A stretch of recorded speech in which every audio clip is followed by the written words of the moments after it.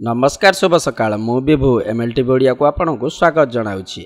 आज 3 जुलाई बुधवार आसंतु आज दिनर गुरुत्वपूर्ण अपडेट पर नजर पकाई दबा। ता पूर्व वीडियोटी को लाइक करंतु, चैनल को नुआ करी आसितले चैनल को सब्सक्राइब करी पाखरे थिबा ऑल बेल आइकन पर क्लिक करबा को अनुरोध, जहा द्वारा कि प्रतिटी अपडेट आपन प्रथमे पाई परिबे। आजर प्रथम खबर रहिछि सेप्टेम्बर पर्यंत हेबा भल वर्षा। आईएमडी देला सूचना। पाणीपाग विभाग भारतीय कृषकों पर एक भल खबर देइछि। एहा अनुसार आगामी 3 मासरे जोरदार वर्षा हेबाकु जाउछि। जुलाई सहित अगस्त सेप्टेम्बर भल वर्षा हेबार अनुमान रहिछि। भारतीय पाणीपाग विज्ञान विभाग अनुसार जुलाई रे हाराहारी वर्षा स्वाभाविक ठारू अधिक हेबार संभावना रहिछि। उल्लेखनीय जे पाणीपाग विभाग ताजा रिपोर्ट देइछि। एथिरे कुहा जाइछि जे जून मासरे कम वर्षा होइछि। आईएमडी रो मुख्य मृत्युंजय महापात्र कहिसंती पूर्व भारत में जून मासरे 33% कम वर्षा होइछि। से कहिसंती जून शेष में केवल एक कम चापर क्षेत्र रहिछि। साधारण भाव में मासरे 3टी कम चाप थिबा क्षेत्र रहिछि। पाणीपाग परिस्थिति अनुकूल न हेबा कारणरू कम चाप थिबा क्षेत्र होई पारि नाही। मृत्युंजय महापात्र कहिसंती आमे जुलाई रे मौसुमी बेले भल वर्षा हेबार आशंका करिथिले। से कहिसंती एहा दीर्घ समय धरी हाराहारी एलपीए 28.4 सेंटीमीटर 106% अधिक रही पारे। जून रे कम वर्षा खबर पर जुलाई अगस्त और सेप्टेम्बर रे भल वर्षार खबर कृषक को खुशी खबर दे पारंती। परवर्ती खबर रही परीक्षार 2 घंटा पूर्व तैयारी हेब प्रश्नपत्र। नीट पीजी उपर गृह मंत्रालय देला बड़ सूचना। नीट पीजी परीक्षा पे गृह मंत्रालय 14 सी विंग रे बड़ धरणर बैठक करिछि। परीक्षार डेट घोषणा पूर्व एही बैठक गुरुत्वपूर्ण बोली कहा जाउछि। साइबर सेल अधिकारी सह एही बैठक होइछि। नीट यूजी परीक्षा विवाद मध्य स्नातकोत्तर बा पीजी परीक्षा पे आसीछि एक बड़ सूचना। चलित मास किंबा आसंता मास मध्य नीट पीजी परीक्षा होई पारे बोली विशेष सूत्ररू जना पड़िछि। सूत्ररू प्रकाश रिपोर्ट अनुसार परीक्षार 2 घंटा पूर्व प्रश्नपत्र प्रस्तुत हेब। नीट यूजी प्रश्नपत्र लीक को नहीं विवाद जारी रहितिबा बेले शिक्षा विभाग पक्षरु एपरि एक बड़ निष्पत्ति आसीछि। गृह मंत्रालय, सूचना प्रजुक्ति मंत्रालय और स्वास्थ्य विभाग बड़ स्तर में यह उपर पूरा मामला देखाशुना करुछि। जांच प्राय शेष पर्यायर रहिछि।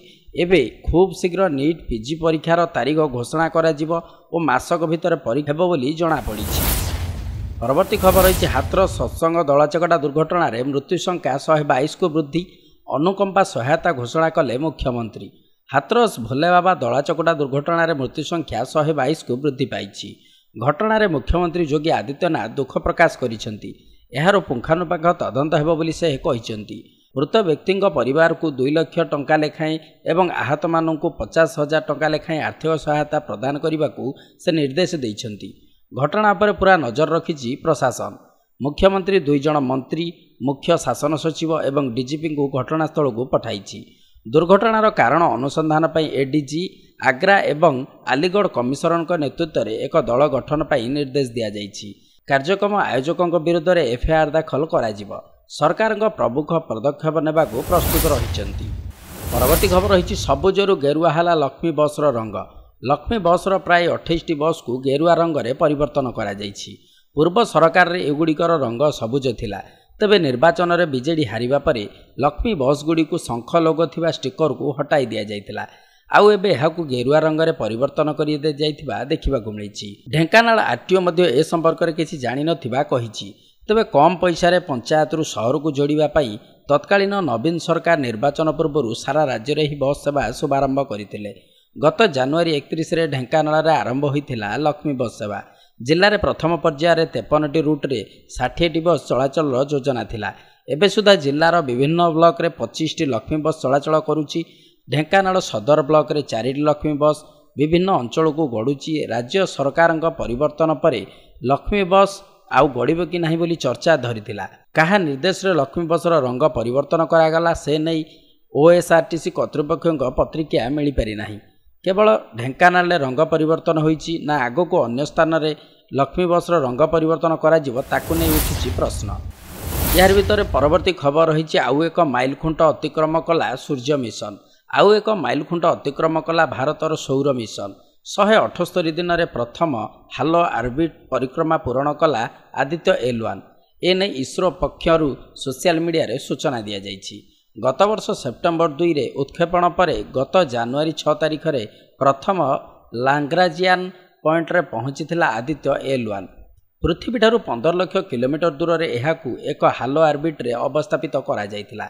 ए भितर सूर्य संपर्कित बहुत गुरुत्वपूर्ण तथ्य और फोटो इसरो को पठाई सारी भारतर ही सोलार ऑब्जर्वेटर। तेबे एहाकू निज गतिपथ रे बजाय रखिबा पई फेब्रुआरी 22 और जून 7 रे आज तृतीय स्टेशन कीपिंग मैन्युवर करा जायछि। सफलतार सह आदित्य L1 को द्वितीय ऑर्बिट रे अवस्थापित करि परिछि इसरो। सूचनायोग्य सूर्यर विभिन्न स्तरर फोटोस्फियर, क्रोमोस्फियर और कोरोना संपर्कित तथ्य संग्रह करुछि आदित्य L1। आगामी 5 वर्ष पर निरंतर भाव में कार्य करिवार योजना रही बोली इसरो पक्षर सूचना दि जाइछि। परवर्ती खबर रही भत्ता 3000 को वृद्धि निष्पत्ति होइछि। सामाजिक सशक्तिकरण मंत्री देले सूचना।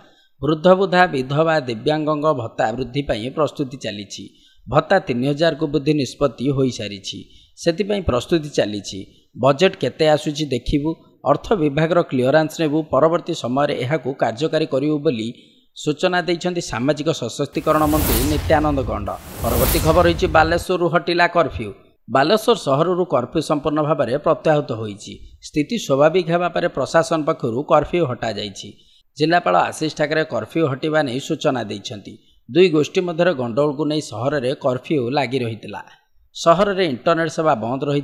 धीरे धीरे स्थिति स्वाभाविक हेबा परे कोहल होइथिला कटकणा। पर्यायक्रमे विभिन्न अंचल कर्फ्यू हटा जाइथिला। आज सहर कर्फ्यू संपूर्ण भाव में प्रत्याहृत होइछि। सेपटे घटनार 45 रु अधिक जन को गिरफ्त करा जाइथिबार सूचना रही। गत 17 तारिख सोमवार बालेश्वर सहर भोजाखिया पीर निकट में कौन कारण को नहीं दुई गोष्ठी मध्य गंडगोल आरंभ होता। यापर उभय गोष्ठी मुहांमुही हेबा परे फोर्स उपर को पत्थर माड़ होइथिबा अभियोग होइतिला। स्थिति नियंत्रण पर लाठीचार्ज करिथिला पुलिस। गंडगोल में 4 रु 5 जन आहत होइथिबा बेले 15 रु 20 गाड़ी भांगी रहिथिबार सूचना रही। नमस्कार, आज खबर अपडेट को आम ये रखुचु। तेबे यही बड़ी खबर पर आप अपडेट रहा चाहूले आमर यह चैनल को लाइक शेयर सब्सक्राइब करने सहित पाखरे थिबा ऑल बेल आइकन को क्लिक करूँ, जहाँद्वारा कि प्रतिटी अपडेट आप प्रथमे पाइपर। नमस्कार।